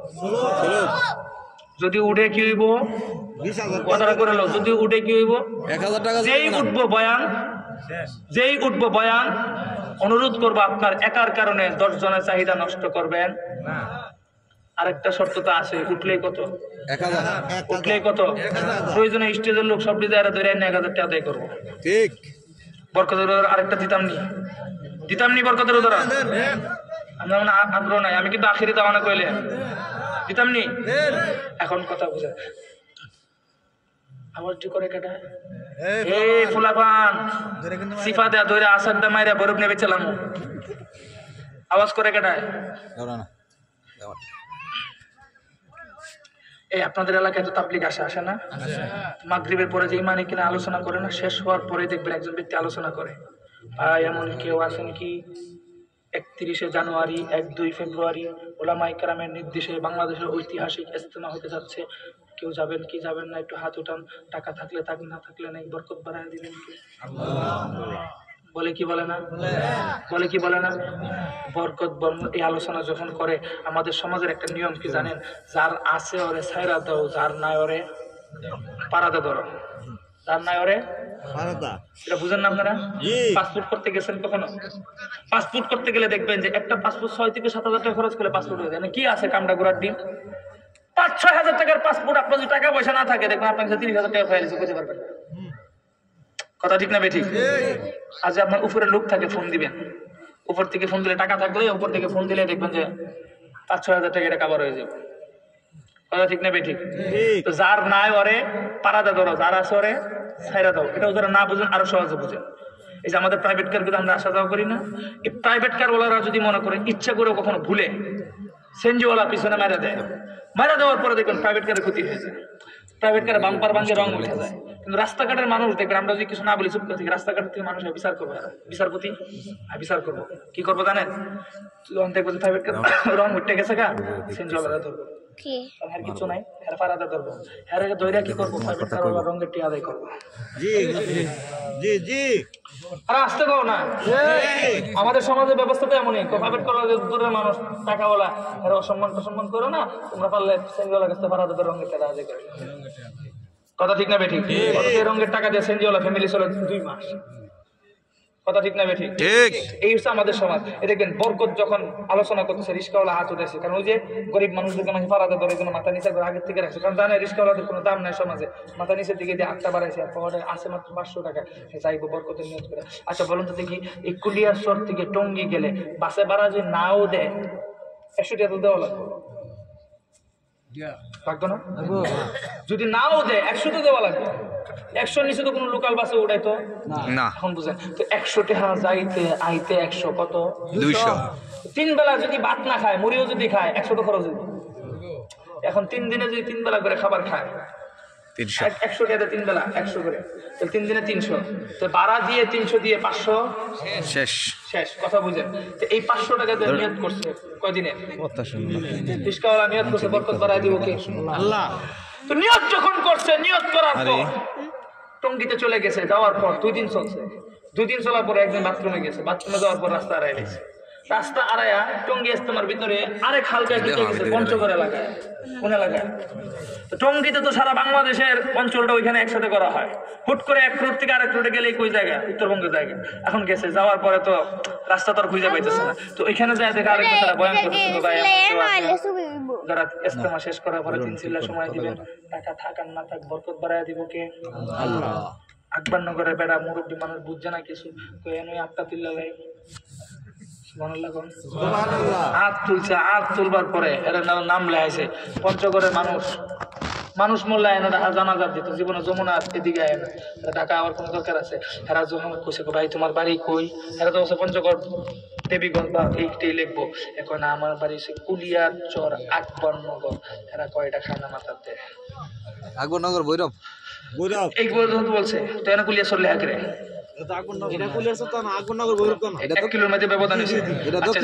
সবাই আপনারা ওই আমরা নিতাম না বুঝতে, আমরা নোয়াখালী মতো না যে আপনাদেরকে বিভাগ ঘোষণা করে এখন কথা বুঝে। তো এ চিন্তা করতেছে কি অত দূরের মানুষ না চিনছে না। পরে আমি সবাই কয়টা কেডা কুলিয়াচর কিতা ভৈরব, তো ভৈরবের মানুষ কি করেন সাথে সাথে এরা দুই রায়না ভৈরবের ভিতরে দিয়ে গেছে। তো 3 চিল্লার নাম লেখাইছে, লেখাইলে রিস্কাওয়ালা পড়া হাতে দেয়, আমরা 500 টাকা আছে, আল্লাহ 500 টাকা দেয় 3 দিন কাটাইতে পারছে, এই আল্লাহ 3 চিল্লা কাটাই। তিন চিল্লার নিয়োগ যখন করছে, 1 চিল্লা পর পর দেখবেন টঙ্গী না হয়তো কাকরাইল কোন এক জায়গায় নিয়ে এদেরকে একটা বয়ান শোনানো হয়। তো এই বয়ানের মধ্যে গিয়ে দেখে এক বিদেশি বেটায় তশকিল করতেছে, কয় আসনি এমন কোন দায় যে 3 চিল্লা শেষ করে চালো যাইবা। সুবহানাল্লাহ কও না? হ্যাঁ বড় হাত দিয়ে আমার 500 টাকা নিয়ত করে যে আল্লাহ 500 টাকা দিয়ে আমরা 3 চিল্লা লাগাইতে পারছে, আল্লাহ চালও লাগাইতে পারে। রাস্তা কোন আলহামদুলিল্লাহ। তো এই নিয়ত করবার পর সাথে সাথে হাত উঠাইছে, উঠানোর পর ওর নাম লেখাইছে। আগেই বলছিলাম যার আছে ওর ছাইরা দাও, যার না ওরে পাড়া দে দাও। আর রিস্কাওয়ালা যে পাসপোর্ট করতে যায় নিশ্চিত 20 থেকে 30,000 টাকা খরচ হবে। যে বেটা 500 টাকা দিয়ে চলতেছে বেটা 3 চিল্লা পর্যন্ত, এবার আবার 20,000 30,000 টাকা করতে টঙ্গীর থেকে এসপির মাধ্যমে ভৈরব থানায় ফোন দিছে, এই আল্লাহর ঘর থেকে আল্লাহ মেহমানটা পাঠাইবো। ফেসিবাদ কিন্তু এখন নাই, এখন চলতেছে অন্য এক অ্যাঙ্গেলে। ডক্টর ইউনুস আয়া হুজুর তালিয়া চলতেছে, কাজেই হেরে তাড়াতাড়ি যেমনি পারে 500 টাকা ব্যবস্থা করো। কোনো খাওয়া খাওয়াই চলতো, জমা দেওয়াও চলতো না। বলুন হুজুর জমা দেওয়া কিতা? মাঝে মাঝে টাকাওয়ালাদেরকে জিজ্ঞেস করি, ভাই আপনাদের কাছে আগের মতো কি চাঁদা নেয়? হুজুর এখন আর চাঁদা নেয় না, এরা অগ্রিম আগে জমা লয়ে যায়। কি লইলা? আগে নিজে সাদা হন কিনে পুলিশ আবার শুনতে বলেছে কোনো জমা টমা সাদা কিছু ওই উপর থেকে ফোন আইছে। ফোন আওয়ার পর সাথে সাথে রিস্কাওয়ালার পাসপোর্ট টাসপোর্ট সবকিছু ওকে। হঠাৎ করে একদিন ছুটি নিয়ে আয়া সাইন টাইন দিয়ে পাসপোর্ট ওকে করে বাইরে। 3 মাস বাংলাদেশে 3 চিল্লা শেষ করে 3 মাস সময় লাগাইছে লন্ডনে, বাকি 6 মাস রিস্কাওয়ালা সফর পাইছে মক্কা এবং মদিনা। এমন টাইমে মক্কা মদিনায় ঢুকছে যেই টাইমে মক্কায় হজ চলে। আর রাষ্ট্র কোন সুবহানাল্লাহ। 6 মাস পরে যখন দেশে আসছে, আসবার পরে অন্য অটোওয়ালারা জিজ্ঞাসা কিরে তুই আকবরনগর থেকে ভৈরব দুর্জয় মোড় পর্যন্ত অটো চালাইয়া খাইছি, অতদিন আসলি কোথায়? 1 বছর কই আসলে? আবার দেশে শরীরে হাজি হাজি ভাব, ব্যাপারটা কিতা, কাহিনী কিতা? হ্যাঁ তো আর মনে তাল লেগে গেছিল না, কষ্ট লেগে গেছিল। হ্যাঁ চোখের পানি ছেড়া দিয়ে কয় আমি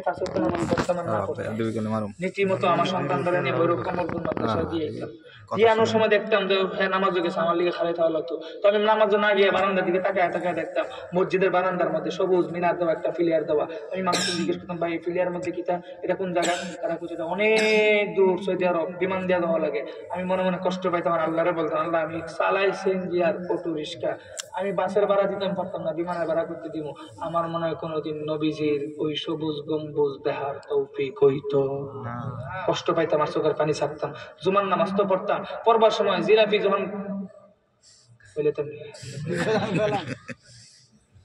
জিলাপি একটু বেশি বানানো লিগে সবার শেষে যাইতাম। শেষে যাওয়ার পর সবাই যখন যাইতো গা, ইমাম সাহেব যেই জায়গাটা বইয়া নামাজ পড়াইতো তার সামনে বরাবর দেখতাম কালো একটা ঘর সাজানো। মানুষকে জিজ্ঞেস করতাম, কিরে ভাই এটা কি? তারা বলতো আল্লাহর ঘর। আমি জিজ্ঞেস করতাম, ভাই এটা কতটুকু দূরে?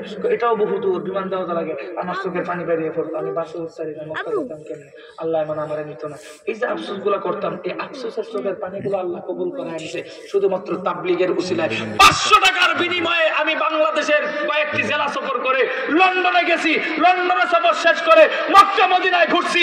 এমন টাইমে ঘুরছি আমার আল্লাহ 500 500 টাকা বরকত দিয়ে মক্কার মধ্যে হজ করায় তারপর দেশের মধ্যে ফিরে আসছে।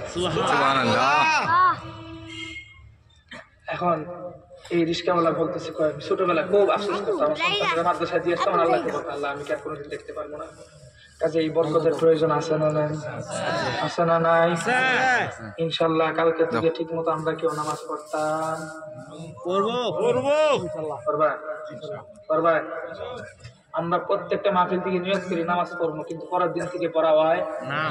কালকে ফজর থেকে পড়া দরকার না। যারা নামাজ না পড়েন এরার কথা বলতে, যারা পড়েন এদেরকে বলতে হয় না। যারা নামাজ না পড়েন কালকে ফজর থেকে না, আপনার যখন ইচ্ছা তখন কালকে সারাদিনের ভিতরে একক তো নামাজ হলে পড়বেন। কে আছে হাত উঠান? কালকে আমি একক তো হলেও পড়বো, ফজর পড়তে হবে এরকম না, একক তো হলেও পড়বো। হাত উঠান। তো হুজুরের সাথে আমি ওয়াদা করতেছি কালকে একক তো হলেও পড়বো। হাত উঠাইছেন? হাতগুলো নামান। এখন আমার কথাটা বুঝেন। এরপর থেকে আপনি নিয়ত করবেন আমি যখন সুযোগ পাই তখনই আমি নামাজ পড়বো। প্রত্যেকটা পড়তে হবে আপনার জন্য জরুরি না। আপনি নামাজই পড়েন না, আপনি যখন সুযোগ পান তখনই একত্র করে পড়বেন। নিয়ত করেন মনে মনে কে আছে। যদি আমি যখন সুযোগ পাই, আগে তো নিয়ত করছেন পায়জামা প্যান্ট ঠিক রাখবেন, তো যখন যেখানে সুযোগ পাবেন সেখানে নামাজ পড়বেন। কে আছেন? একত্র হলেও পড়বেন প্রতিদিন। আল্লাহ সবগুলো হাতকে কবুল করুন। আপনি এই একত্র নামাজ পড়তে পড়তে আল্লাহ আপনার 5 ওয়াক্তের ব্যবস্থা করে দিবে। সুবহানাল্লাহ। কারণ ওই একবার ফাউ ফাউ নিয়ত করে নামাজ পড়ে আপনি একবারে বুজুর্গ সাহেব যে কামেল হয়ে যাবেন এটা দরকার নাই। আপনি একত্র পড়েন। দোকানে আছেন, দোকানে আপনার পেন ভালো থাকে, আপনার দোকানে নামাজ, আপনার মসজিদ আওয়ার দরকার নেই। এই দাওয়াত আপনার দিচ্ছে কেন? মসজিদ যেতেন। কারণ যে নামাজ পড়ে না হেবলিক আবার মসজিদ কিসের? হ্যাঁ যেন আজম শুনবে না নামাজ পড়বো। কথা কন? বাড়িতে থাকলে আইসামি রাখলে মসজিদে যাওয়ার দরকার না, তুমি বাড়িতেই পড়ো। বাবা তুমি আগে নামাজ পড়তে থাকো, ইনশাল্লাহ তোমার মসজিদে নিয়ে যাবো কে? আল্লাহ। নিয়ত আছে ইনশাল্লাহ। কালকে থেকে একক তো হলেও নামাজ পড়বো। আল্লাহর হাত দেখাইছেন, আল্লাহ এই হাত থেকে কেউ যেন অবাঞ্ছিত না হয়। সকলে বলি আমিন। আখির দাওয়ানা আলহামদুলিল্লাহি রাব্বিল আলামিন। আসসালামু আলাইকুম ওয়া রাহমাতুল্লাহি তাআলা ওয়া বারাকাতুহু। বয়ানের সামনে চলতো জি না হুজুর, যেহেতু না করছেন হুজুর একজন উঠছে না, মানুষ উঠছে না হুজুর। হ্যাঁ একজন উঠছে না, একজন উঠতে না। জি না আমি খানা খাইতাম না, আরেকদিন আইলে হইলাম ইনশা। হ্যাঁ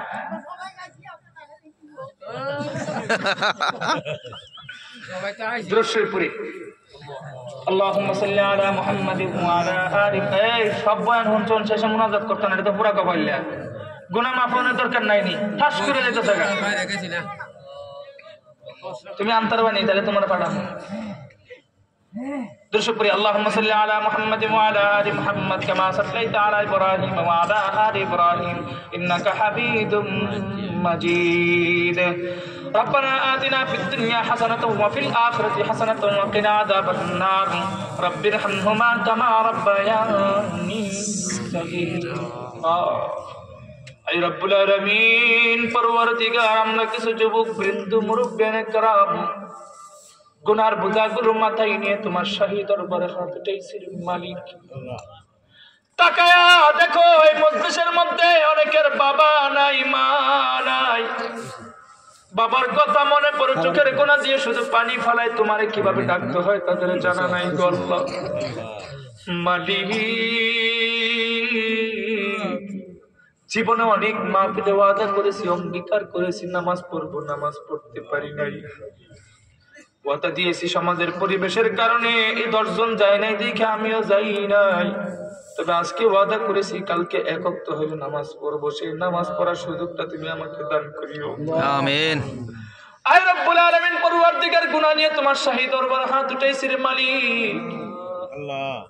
তুমি যদি আমাদের গুনাহগুলো মাফ না করো গো, তোমার নবী বলেছে এই গুনাহ নিয়ে যদি আমরা কবরে যাই, কবরের দুই পাশের মাটি নাকি চাপ দিয়ে বুকের হাড্ডি গুলাকে ভেঙ্গে তছনছ করে ফেলবে গো আল্লাহ।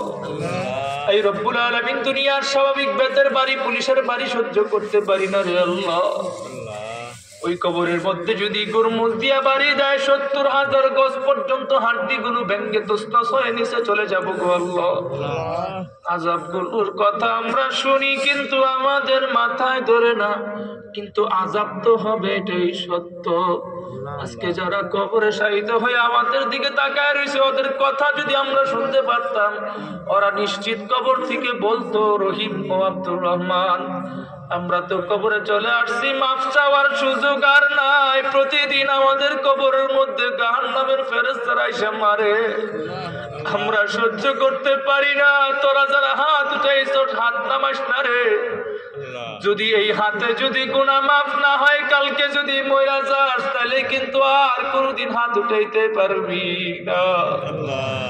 ও আল্লাহ, দেখো বুড়া মানুষ ময়দানের মধ্যে চোখের কোনা দিয়ে পানি ফালায় কান্দে, তোমারে কিভাবে ডাকতে হয় বুঝে না গো আল্লাহ।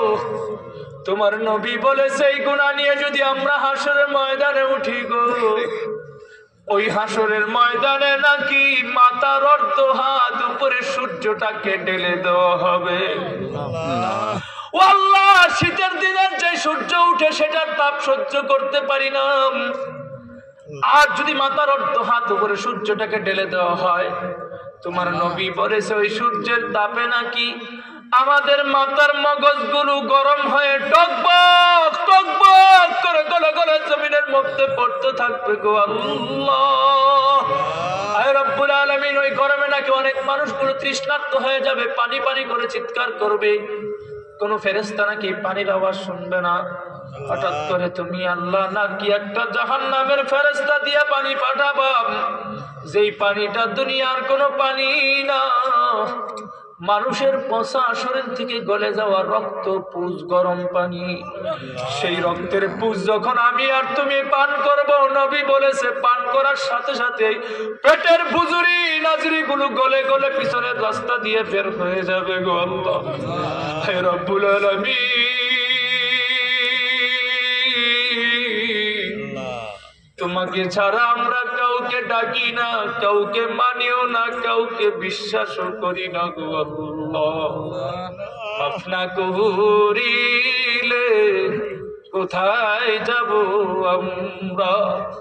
আয় রব্বুল আলামিন, গুনাহগারের দিকে অভিমানের দিকে না তাকাইয়া তোমার নবী মুহাম্মাদের বরকতি চেহারার দিকে তাকাইয়া দুর্বল উম্মত গুলাকে তুমি কুদরতি হাত দ্বারা মাফ করে দাও। আয় রব্বুল আলামিন, পরওয়ারদিগার, অনেক মানুষ কবরে শাহিদ হয়ে আমাদের দিকে হা করে তাকায় রয়েছে, আমরা কোনো কিছু পাঠাইতে পারি কিনা গো আল্লাহ। আল্লাহ, আমরা নিজেরাই তো গুনাহগার, কবর আর কি পাঠাবো? কিন্তু তোমার নবীর শানে, তোমার শানে, তোমার কোরআনের বরকতের আলোচনা হয়েছে। আল্লাহ বরকতকে ওসিলা করে যত মানুষ কবরে শাহিদ আছে প্রত্যেকের কবর আযাব তুমি মাফ করিয়া দাও, আমিন। আয় রব্বুল আলামিন, যুবক বৃন্দ যারা আউল ফাউল গান, বাউল গান, নর্তকীদেরকে না আইনা ইসলামের আলোচনার আয়োজন করেছে, আল্লাহ তাদের জিন্দেগীর মধ্যে বরকত দান করো, আমিন। সামনের বছর যেন আরো বড় চমৎকার দিনই আলোচনার পরিবেশ করতে পারে, মাঠটাকে বড় করতে পারে, প্যান্ডেল থেকে বড় করতে পারে, আল্লাহ সেই তৌফিক দান করি আল্লাহ, আমিন। হে রব্বুল আলামিন, তোমার কাছে ফরিয়াদ করতেছি আল্লাহ, তোমার এই গুনাহগার বান্দা ছোট্ট একটা মাদ্রাসা করছে গো আল্লাহ, ওই মাদ্রাসার অনেক কিছু খাজানার প্রয়োজন আল্লাহ, গায়বী খাজানা থেকে কুদরতি হাত দ্বারা মিলায় দিও গো আল্লাহ। এই রব্বুল আলামিন, পরওয়ারদিগার, তোমার কাছে সর্বশেষ ফরিয়াদ করি, আমরা গুনাহ হাত দুইটা কপালে মুছবার আগে জিন্দেগীর গুনাহ মাফ করে দিও। গুনাহ যদি মাফ না করো, কয়েকদিন আগে ওই মাহফিলের ময়দানের আশেপাশে অনেক লোক ঘোরাঘুরি করতো, তারা আজকে এখানে নাই। আমার কি গ্যারান্টি আছে আমি আরেকটা মাহফিলে গিয়ে তওবা করতে পারবো আল্লাহ? আর মাহফিলে যাইতে চাই না, আজকে মাফ করে দাও, পরেরটা পরে আমরা বুঝবো। আল্লাহ মাফ করে দাও, গুনাহ মুক্ত হইয়া কবরে যাইতে চাই গো আল্লাহ। আয় রব্বুল আলামিন, পরওয়ারদিগার, অনেক মায়ের সন্তানগুলো বিদেশ আছে, বাইরে আছে, চাকরি করে, আল্লাহ কুদরতি হাত দ্বারা হেফাজত করে মায়ের বুকে আবার নিশ্চিন্ত ভাবে ফিরে দিও গো আল্লাহ। আয় রব্বুল আলামিন, সর্বশেষ তোমার কাছে ফরিয়াদ করতেছি, অনেক বুড়া মানুষ আছে আল্লাহ, তোমাকে ভালো করে ডাকতেও পারে না আল্লাহ, কইতেও পারে না, তাদের হায়াতের মধ্যে ঈমানের মধ্যে বরকত দান করিয়া দাও, আমিন। সাল্লাল্লাহু আলা আলিহি ওয়া আসহাবিহি আজমাইন ওয়া আখিরি মাউতিনা ইনদাল কালিমাতি লা ইলাহা ইল্লাল্লাহু মুহাম্মাদুর রাসূলুল্লাহ।